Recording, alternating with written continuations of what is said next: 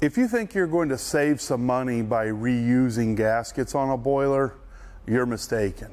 Let me tell you why. It's time for your weekly boiler tip. The first point I like to make is these are not expensive.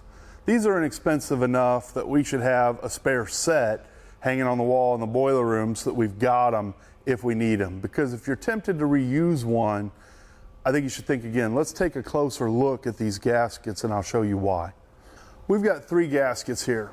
One that's new, one that was properly tightened, and one that was over tightened.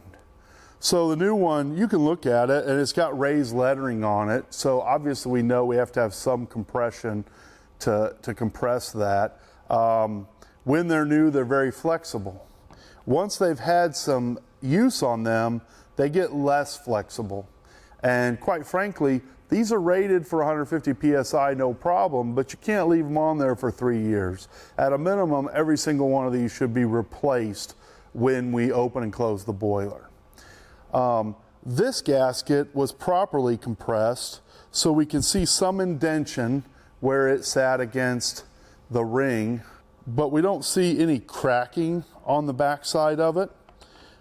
This gasket was over compressed. So it's actually quite a bit stiffer, and that's really a direct result of over compression, but that also makes it more fragile. So if we look at the back of this gasket, you can actually see stress fractures inside the rubber.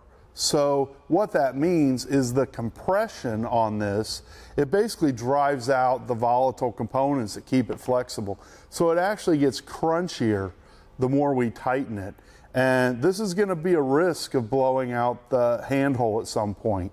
So when we really put the wrench to it, we think we're doing ourselves a favor, but there's 2 keys. Start with a new gasket and don't over tighten it. How tight should it be?